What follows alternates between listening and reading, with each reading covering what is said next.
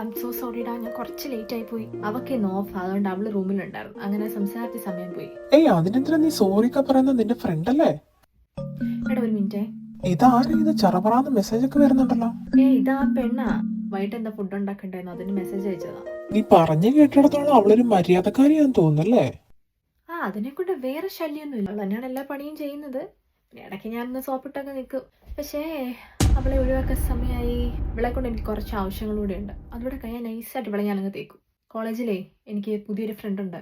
അവളുടെ ഡാഡി കുറച്ച് റിച്ച് സെറ്റപ്പല്ല. അതുകൊണ്ട് ബ്രാൻഡ് സാധനങ്ങൾ ഇങ്ങോട്ട് ഇമ്പോർട്ട് ചെയ്യത്തുള്ളൂ. അവളെ മുട്ടി നിന്നാൽ കുറച്ച് ഉപകാരമുണ്ട്. ഇവളെ മുട്ടി നിന്നാൽ എന്താ കിട്ടുന്നത്? കുറച്ച് മസാല ദോശ, കുറച്ച് 6 പൗണ്ടിന്റെ ബിരിയാണി. അതിലും ബെറ്റർ മറ്റവളെ തന്നെ. പക്ഷെ അതൊക്കെ മോശമല്ലേ നമ്മൾ ഒരാളോട് ചെയ്യുന്നേ? എന്ത് മോശം? ഞാൻ തെറ്റൊന്നും ചെയ്യുന്നില്ലല്ലോ.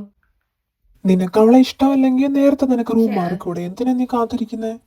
1-2 കാര്യം കൂടെ എനിക്ക് ഇവളെയും കൊണ്ട് സാധിക്കാനുണ്ട്. അത് കഴിഞ്ഞാൽ ഉറപ്പാണ് എന്തെങ്കിലും കാര്യത്തിന് ബഹളം ഉണ്ടാക്കി ഞാനൊരു പോക്കുന്നു പോകും.